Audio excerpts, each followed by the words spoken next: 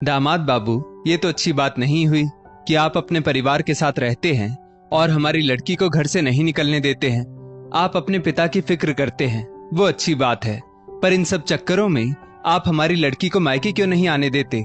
इस सब के बाद अगर सुषमा आपसे नाराज नहीं होगी तो वो और क्या करेगी, बोलिए। माला जी फोन पर अपने दामाद विजय से कहती है। विजय बोला, मम्मी जी, मैं आपकी बात समझ रहा हूं, पर आप मेरी मजबूरी भी तो समझिए। काश मेरी माँ जिंदा होती तो सुषमा को हर वक्त बाबूजी की देखभाल नहीं करनी पड़ती और ना ही अपना मन मारना पड़ता। वैसे भी अभी 2 महीने पहले ही तो मैंने इसी वजह से छुट्टी ली थी और वो आप लोगों से मिलकर आई थी। मैं दफ्तर के काम से अक्सर शहर से बाहर रहता हूँ और ऐसे में सुषमा अगर मायके चली जाएगी तो बाबूजी घर में अकेले हो जाएंगे और अब तो उनकी तबीयत भी ठीक नहीं रहती है। किसी न किसी का घर में रहना भी तो जरूरी है। माला जी बोली, छोड़िए, आपसे तो कहना ही बेकार है। मैं समधी जी से ही बात करूंगी कि थोड़े दिन वो तीर्थ करने के लिए बाहर चले जाएं, ताकि मेरी बेटी कम से कम कुछ दिन तो हमारे पास आकर रह सके। उनके चक्कर में क्या मेरी बेटी अब जीना छोड़ दे? इतना कहकर माला जी ने गुस्से में फोन रख दिया। अगले दिन विजय टूर से वापस घर आया। घर में प्रवेश करते ही उसकी पत्नी सुषमा बोली, क्या तुम्हारी मेरी माँ से बात हुई थी?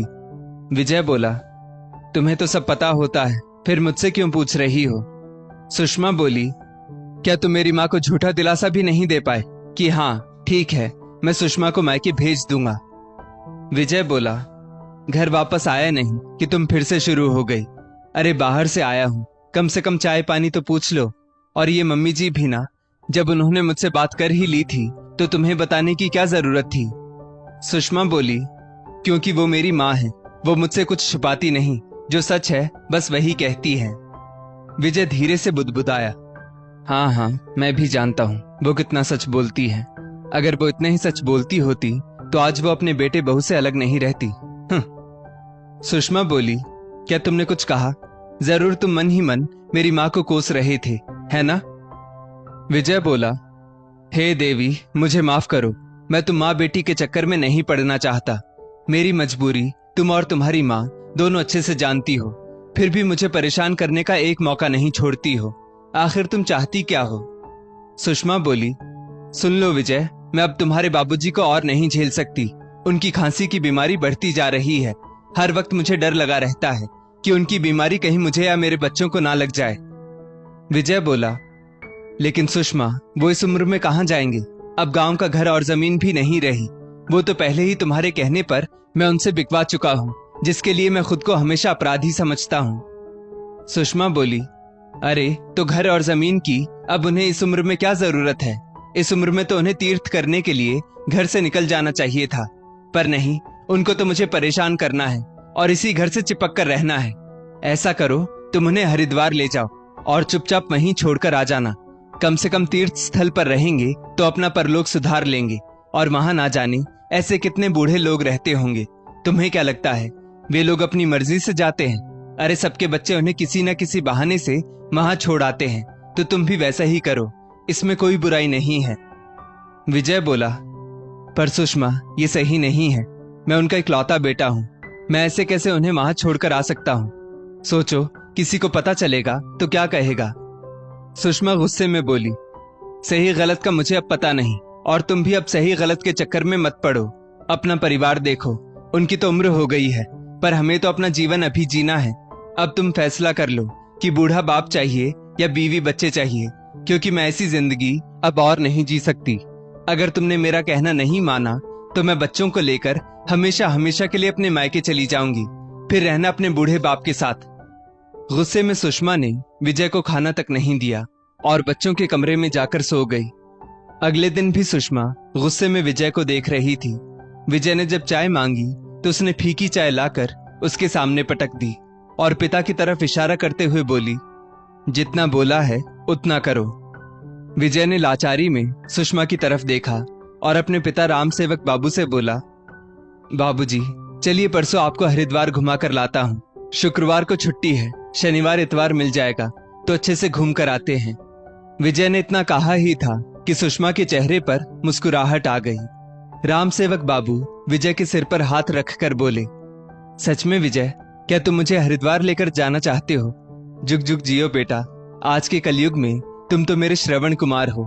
फालतू में लोग आजकल के बच्चों के बारे में कहते हैं कि वे अपने माँ बाप से पीछा छुड़ाना चाहते हैं।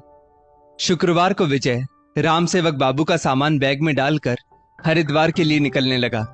निकलते समय सुषमा बोली, अपने मन को मजबूत रखना और जो इरादा लेकर जा रहे हो उसे पूरा करके लौटना। विजय ने उदास मन से हाँ में सिर हिला दिया और पिता को लेकर हरिद्वार के लिए निकल गया। हरिद्वार में राम सेवक बाबू विजय का हाथ पकड़कर चल रहे थे। विजय ने कई बार उनसे अपना हाथ छुड़ाने की कोशिश की, पर राम सेवक बाबू ने बेटे का हाथ मजबूती से पकड़ा हुआ था, जैसे कभी बचपन में वो अपने बेटे का हाथ पकड़कर उसे सड़क पार करवाते थे या भीड़ में कभी चलते थे तो उसका हाथ कभी छोड़ते नहीं थे। विजय ने राम सेवक बाबू के हाथ को झटकते हुए कहा, बाबूजी, मेरा हाथ थोड़ा हल्के से पकड़ो, मेरे हाथ में दर्द हो रहा है और मैं कौन सा भागा जा रहा हूं जो आपने इतनी जोर से मेरा हाथ पकड़ कर रखा है। राम सेवक बाबू बोले, बेटा देखो यहाँ कितनी भीड़ है, कहीं तुम खो ना जाओ, और जहां तक मुझे याद है तुम्हें भीड़ भाड़ वाली जगह में परेशानी होती है, तो मेरा हाथ पकड़कर चलो, तुम्हें कुछ नहीं होगा।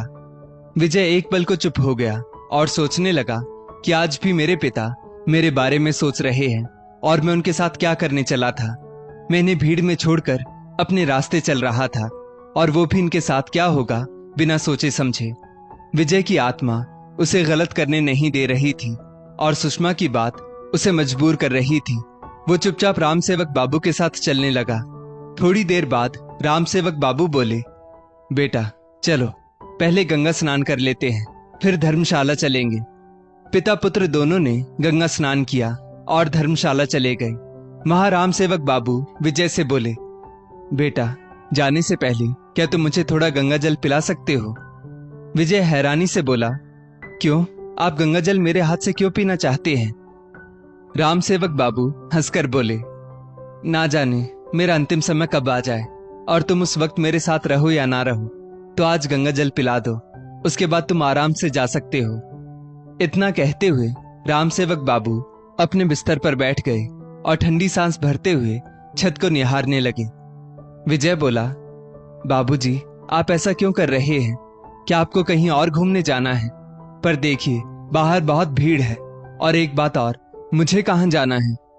राम सेवक बाबू हंसकर कहने लगे, बेटा मैं तुम्हारा बाप हूं जिसने बिना मां के तुम्हें पाला है, तो तुम्हारे मन की भावनाएं मैं तुम्हारे चेहरे पर पढ़ सकता हूं। तुम मुझे यहाँ छोड़ने आए थे ना, इसीलिए भीड़ में तुम बार बार मुझसे अपना हाथ छुड़ा रहे थे, पर मुझे लग रहा था कहीं तुम मेरा हाथ छोड़ोगे तो तुम्हारे साथ कुछ अहित ना हो जाए, इसलिए। लेकिन अब यहाँ तुम सुरक्षित हो, यहाँ भीड़ भी नहीं है, तो अब तुम आराम से घर जा सकते हो। विजय स्तब्ध रह गया, उसके मुंह से एक शब्द नहीं निकल पाया। वो बस हैरानी से अपने पिता को देखने लगा। तो राम सेवक बाबू बोले, ऐसे क्या देख रहे हो? क्या मैं कुछ गलत कह रहा हूं? बेटा एक बात याद रखो, बूढ़े बाप को बेटे का साथ और एक छत की जरूरत होती है, पर वो बाप अपने बच्चों की खुशी के लिए खुशी खुशी उस छत को भी कुर्बान कर सकता है। मैंने तुम्हारी और बहू की सारी बातें सुन ली थी। मैं जानता हूं तुम यहां मुझे छोड़कर जाने वाले थे। मैं बस तुम्हारी परेशानी कम करना चाहता था और तुम्हारा सफर आसान करना चाहता हूं, तो अब तुम जा सकते हो। विजय हैरानी से बोला, बाबूजी, आपने सब बात सुन ली थी, फिर भी मेरी खुशी के लिए आप चुपचाप मेरे साथ यहाँ आ गए, और अब मेरी खुशी के लिए आप अपना घर बार छोड़कर इस आश्रम में रहना चाहते हैं। आखिर आप इतना सब कुछ मेरे लिए कैसे कर सकते हैं, जबकि हम आपके साथ बस गलत ही करते रहे। राम सेवक बाबू हंसकर बोले, क्योंकि मैं एक बाप हूं। आशीर्वाद तो तुम्हें इसलिए दे रहा हूं क्योंकि मैं खुद अपने जीवन से तंग आ चुका था और उस तिरस्कार के साथ अब जीने की इच्छा भी ज्यादा नहीं बची है। जब बहू मुझे जीते जी उस घर से और मेरे बच्चे से अलग करना चाहती थी तो मैं क्यों नहीं आता। वैसे भी मर तो मैं उसी दिन गया था जब तुमने बहू की बात मानकर गांव की जमीन और घर बेचने के लिए मुझसे दस्तखत करवाए थे। विजय की नजरें शर्मिंदगी से जमीन में गड़े जा रही थी, उसकी आंखों से आंसू बह रहे थे। तो राम सेवक बाबू बोले, बेटा रोने से कोई फायदा नहीं, याद रखो आज मैं यहाँ हूं, कल तुम्हें और बहू को भी यहीं ना आना पड़े। क्योंकि तुम्हारे बच्चे भी जानते हैं कि तुमने और तुम्हारी पत्नी ने मेरे साथ क्या धोखा किया। हाँ, वो बात अलग है कि मैं जीते जी खुद यहाँ आ गया। बस भगवान से दुआ करूंगा कि तुम्हें जीते जी यहाँ कभी ना आना पड़े। अब चले जाओ और मुड़कर मत देखना। इतना कहकर राम सेवक बाबू ने विजय से मुंह फेर लिया। विजय राम सेवक बाबू के कदमों में गिर गया और बोला, बाबूजी, मुझे माफ कर दीजिए। मैं सच में भटक गया था। मैं आपका अच्छा बेटा नहीं बन सका। आपने माँ के जाने के बाद मुझे कितने प्यार से पाला, पर मैं कभी आपकी नजरों में खड़ा नहीं उतर पाया। राम सेवक बाबू बोले, बेटा, मैं तो तुम्हें उसी दिन माफ कर चुका हूं, क्योंकि मैं एक पिता हूं। हाँ, मुझे भी परिवार और छत चाहिए थी, पर तुम्हारी खुशी के लिए मैं वो भी तुम पर लुटा सकता हूं। अब तुम जा सकते हो।